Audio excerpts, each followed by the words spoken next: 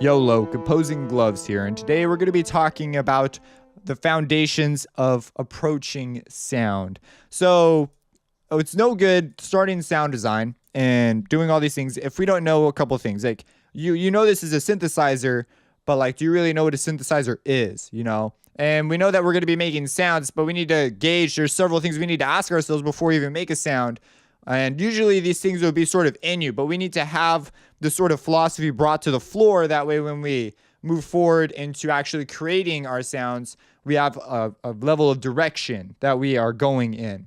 So it's nothing too crazy, but I have this little foreword sort of before the lessons called an approach to sound, right? Let's talk about what it is we're trying to do here before we try and do it. Let's like lay a little blueprint first.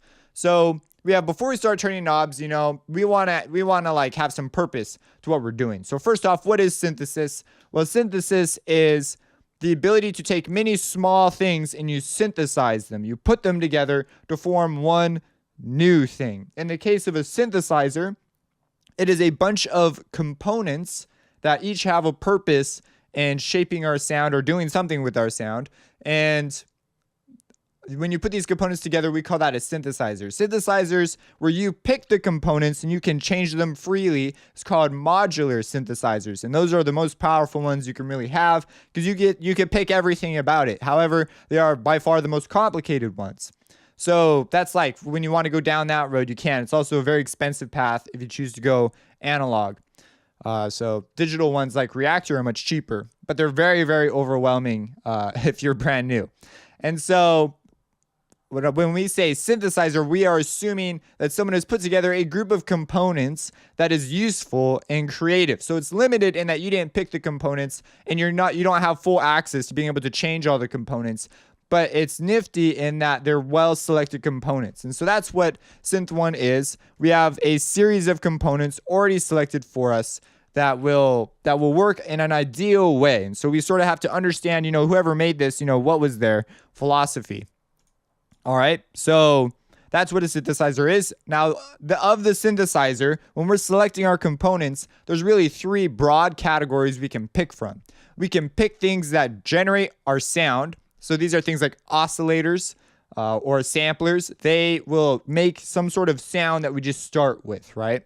And then we have things that process our sound. These are things like equalizers. So these will change the frequencies in our sound by amplitude. Or we could use more severe processing like distortion, which could change even like you could add or take away frequencies in our processing depending on the type of distortion. We have all these options. So we can generate sound, we can process it, and then we also have this last one called control regulation. And this one is one that's really important. This is sounds that you don't hear, but you hear their effect on the sound. And so we're going to talk about this later, but things like an envelope that makes our sound loud and soft. So for example, right here we have this amplifier. If this wasn't here, we would have a sound and the filter was missing too. We would have a sound just blasting out of our synth all the time. And if anyone uses modular synths, they know how important to have things that regulate your sound are. And so this amplifier is literally telling us to turn the sound on or off in a specific way. We could make it, you know, turn on really fast, or we could have it take a while to turn on. And so we don't actually hear the sound of this amplifier. It doesn't make any sense to really talk about it that way, but we hear the effects of it on there. And there are various other things like an LFO and an arpeggiator will tell our sound how to behave in specific ways. So those are our three broad categories, and there are a whole bunch of different takes on how to approach each one of these. There are like tons and tons of modules for each idea. So these basic components, these are what we really need to understand. If we can understand these things, we can go into any synthesizer and be able to work pretty fluidly in it. And so what we really need to get out of this is the philosophy behind these things. Like how does this work? How can I turn this knob to get it to do exactly what I want it to do? And so I've come up with a series of sort of fundamental questions that you should at least have some notion of the answer for when you're making a sound. Usually you're trying to make a sound because you've come across one of these questions already you're like, oh, I need a sound to fulfill this purpose. And so we want to take that just a touch further.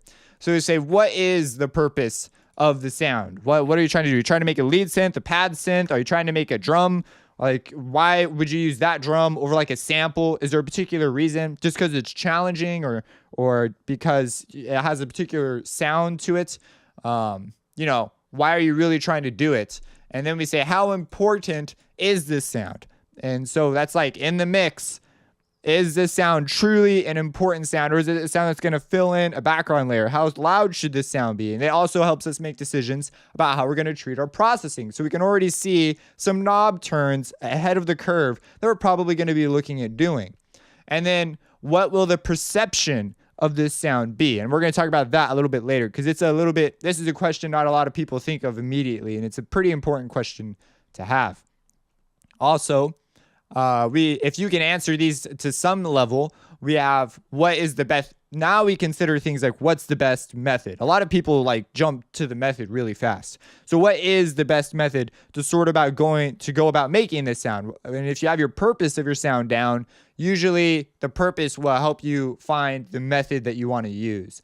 Generally, the method doesn't give you the purpose. It doesn't work that way. What processing will I need? And that's once you figured out your method, you should already have some idea like, oh, I need to do these things to it. So the processing will become apparent. And then what are the requirements of this sound? And this stems from everything to like what kind of perception do I need to generate? And therefore, what kind of processes should I consider? Meaning, do I need to have a sample rate that's higher so that I could support higher notes? In the case or oversampling in mini synthesizers, you have all these are sort of the mechanical requirements. Just you need to make an environment where this sound can thrive and do what you want it to. So let's break this down. What's the purpose of the sound? So we're going to be learning what I term functional sound, sort of a term I came up with from functional harmony, where notes have jobs or chords have jobs. And so here we have sounds have jobs. And this is a much broader concept than functional harmony. This is sound in general always has a purpose, is the idea.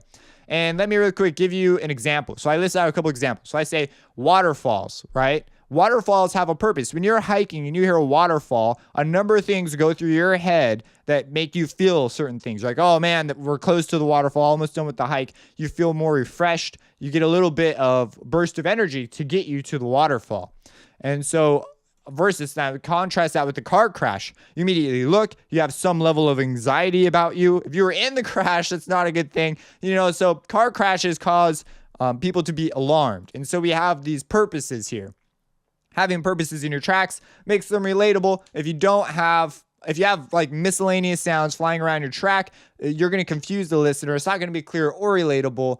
And so that's not such a great thing. Now we're going to be dealing with more sort of abstract relations, right? Our lead synth sound may resemble some sounds, but in a large part it exists unto itself and strives to fulfill an emotional purpose. So just because it doesn't sound, like a specific thing in real life, we want to be careful about our sounds getting like weird and out there, unless it's what you're trying to do, which is called non-functional sound. And we are not going to really be diving into like non-functional sound. But just so you know, I'm going to be approaching everything just in general from this sort of functional idea. Every now and then we may sort of dip our feet in a non-functional sound, but for the large part, we're just going to sort of leave that alone. How important is your sound? So like I don't know what you thought I meant when I asked this, but we said, but what I'm thinking of is a sound's level of importance is like in mixing. This is a huge deal because, for example, if you have, I actually give a pretty good one here. Okay, so let's say this. I was listening to a piece and it had the sound of a bomb in it that had, this bomb killed millions of people.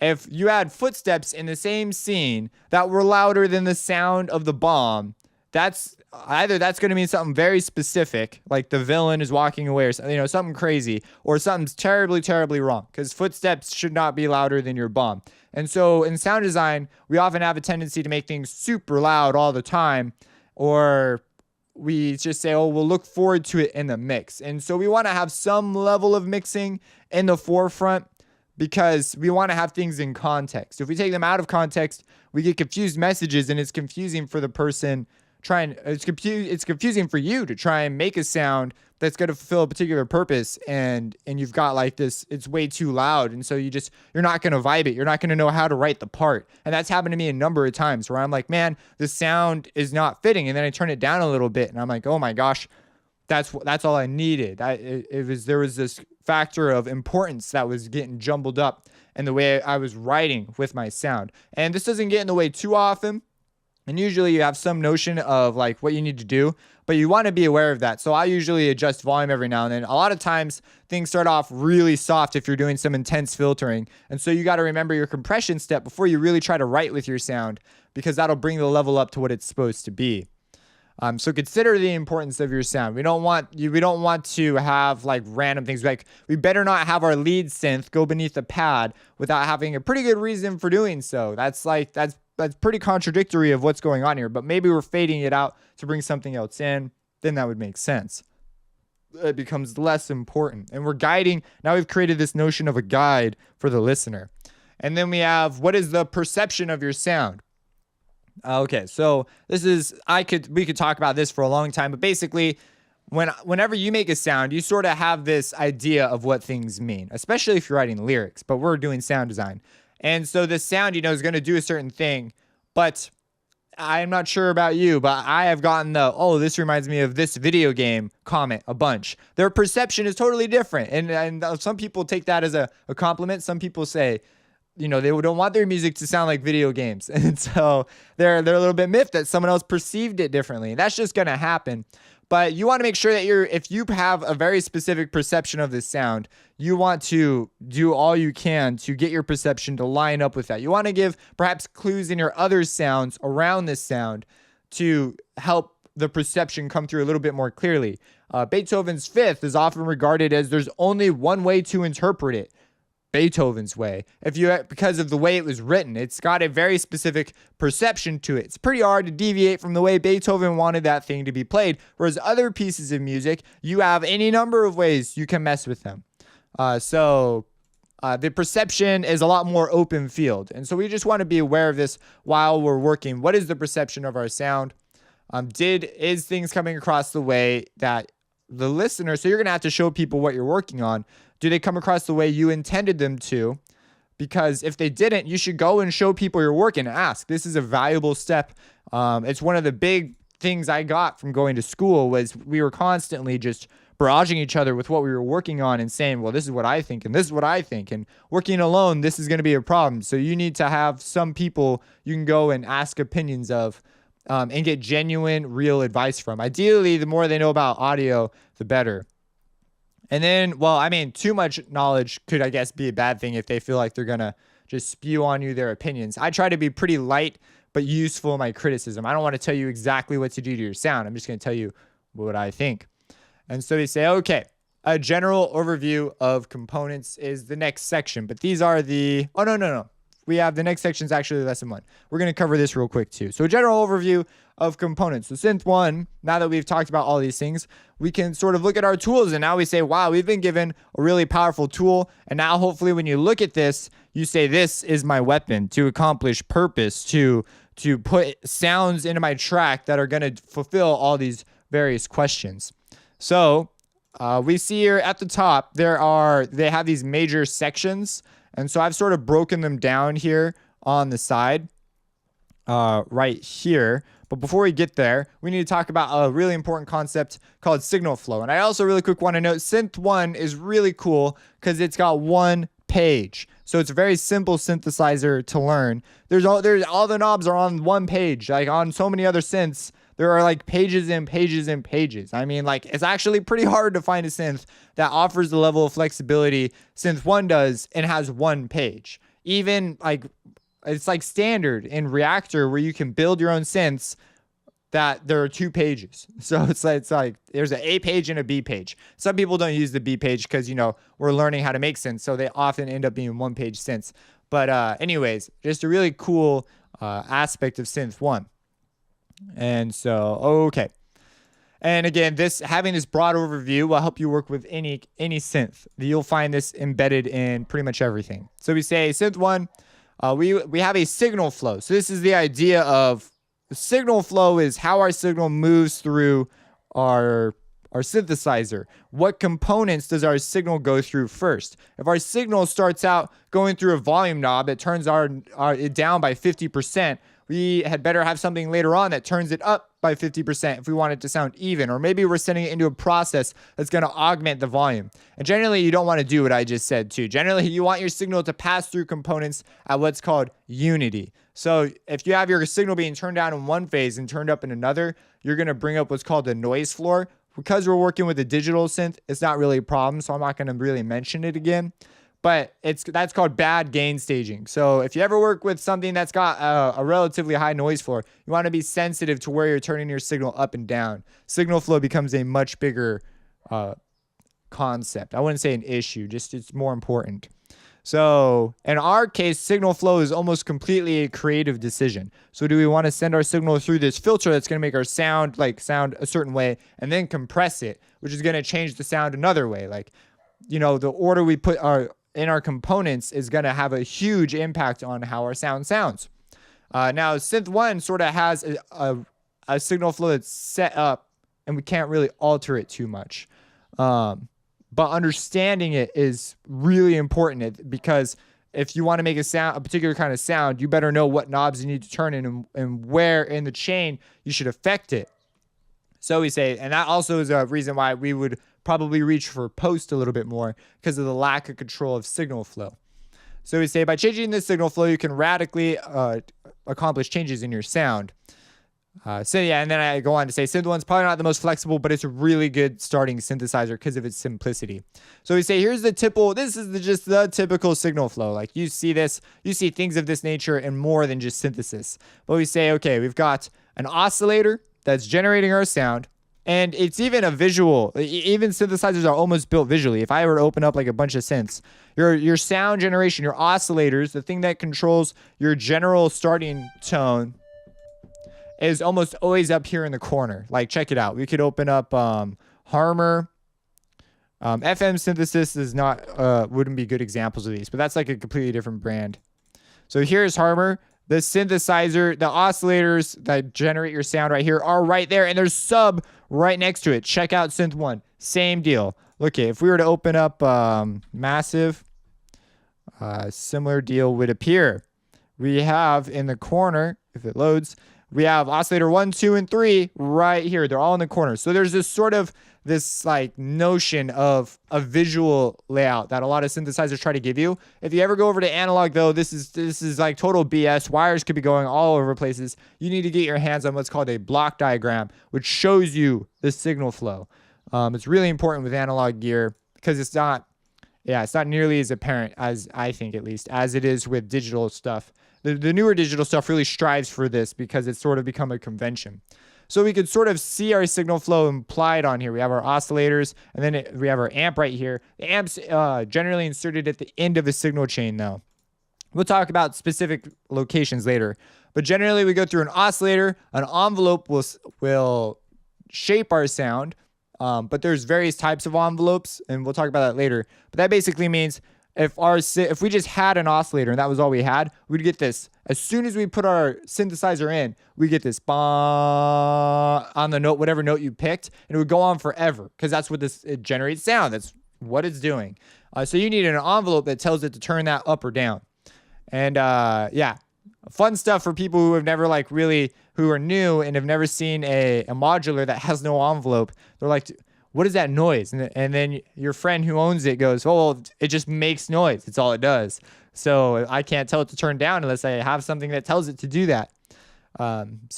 Something that is sort of just included with VSTs that a lot of people take for granted. And then we have filters. Filters change the harmonic spectrum of our sound. We'll talk about what that means later. But essentially, we have these filter types here. Let me pick a sound with more harmonics. And if I change it to like a high pass, we notice it becomes like this nasally sound, or a low pass. We get more of our frequencies, and we have this thing called a cutoff and all these. And we see we have a separate ADSR, which is similar to our amplifier up here. So we go, these things probably serve the same thing, just put in a different spot. So here we have our component, same component, used differently. So if we can understand this component, we can immediately understand how it works here. So, okay, we have filters, things of that nature. Equalizers are considered filters. Actually, almost everything's a filter to a degree because it's based on a delay. But I'm not going to bore you with the really... That's too advanced anyways. Then we also have effects. So generally, effects are at the end. These are things like reverb or chorus, delay, things of that nature. Distortion. These are all over here. Notice how they're near the end of the signal chain. Again, that's another convention. Effects are over here, generally treated at the end. There's like a ton of menus. So that's where I was like, that's what I'm saying. It's nice. This only has one deal. Over here, we have an effects tab, which is near the end of all our tabs. And these are actually audio effects in Harmony. It's sort of a special deal. But yes. And so we could turn on, like let's hear some. We get this sort of sense of space if we turn that off. It's just sort of dry. I call it sterile. It's not got any context. It exists outside of space. Putting a delay on it will put it in a space. So, okay. And then we go out to our DAW. That just, it goes, so it passes through all this stuff in our synthesizer. It goes out to our DAW. And that will, just to be extra clear, that will go, it'll go out into a channel. I hit Control L to do that. And in our channel, we are able to affect it with further processing. Should we be unsatisfied or dissatisfied with whatever is going on inside our synth, we just can't get exactly what we want. So we think maybe some external processing, or I guess in the box processing, which just is code for done in the computer, because external processing sort of means you have some outboard gear. I use it in the context that I'm going out of the synth and into the digital mixer. But if you ever talk to someone who has outboard gear, you want to be careful because they'll think you're talking about like outboard, like actual analog gear. So anyways, yes. So there's your general signal flow. We are going to be talking about all the components sort of. We're going to cover all these in separate videos, so I'm not going to get too crazy about that. But this is a very, very simple signal flow. Since like Anti-Massive, like I just pulled up, or Harmor offer extensive control. You saw there were a ton more knobs, a ton more menus, and these allow us to sort of move things around. And there's things like Reactor, which literally almost give you complete control. It's just above basically programming, and you're able to create your own synths from scratch. You can make your own oscillators from scratch. So it's pretty incredible stuff. But that's way out of the scope of what we're going to be dealing with. But to me, this would be included in the idea of mastering Synth1, is you would be able to build a Synth1. And maybe we'll even build a version of Synth1 inside Reactor. And then we have a brief, so we have just oscillators, generates your sound. Envelopes controls the loudness of your sound over time. So let's give you some examples. So oscillators are super straightforward. You choose your sound over here.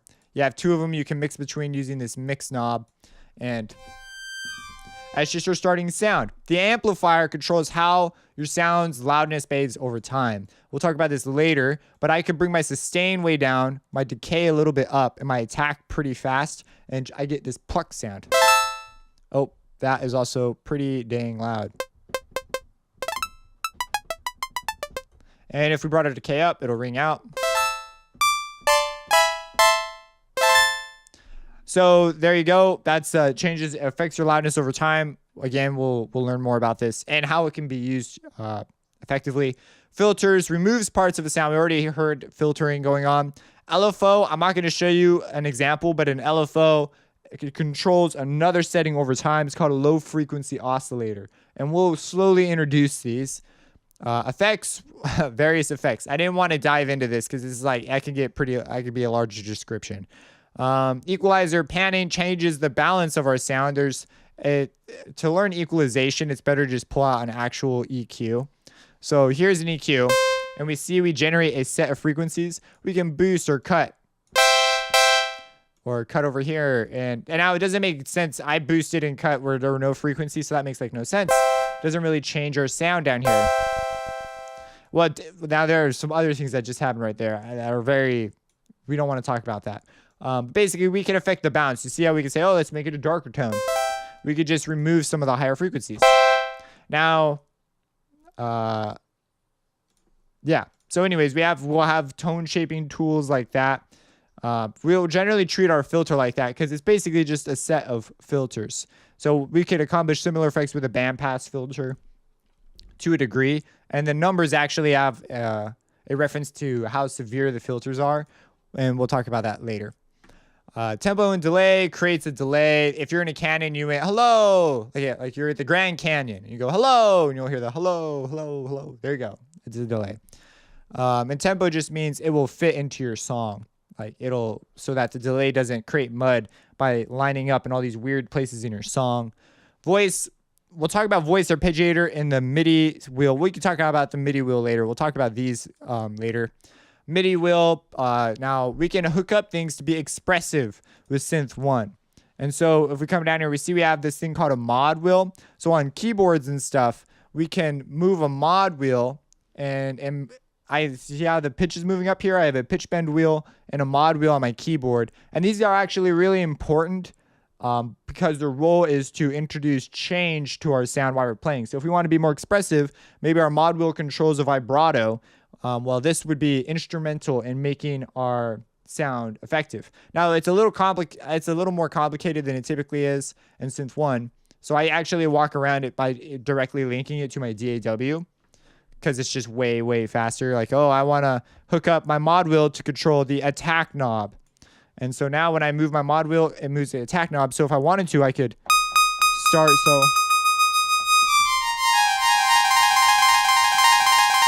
So it allows expressiveness. And this is an idea I want to introduce right now, because if we control things over time to make sense with our music, that's when we're getting into the advanced area of sound design. Because now we are morphing things to convey an idea. And that's really cool. The saxophone player, if he's playing the saxophone, he's not going to play the notes for a deep, depressing section the same way he's going to play for a bright, happy section. There's going to be different, his attack will be different. So there are all these things. There'll just be a ton of things that are different. So we want to, in sound design, we often achieve these sort of stereo repetitive sounds. We don't want that. That creates like a lifeless robotic sound, unless that's what you want. And sometimes it is. And sometimes it just needs to be in the background and not be a distraction. And one of the best ways to do that is to have it sound the same way every time. We'll tune it out, but we'll know it's there. So these are all the components with like just the larger titles.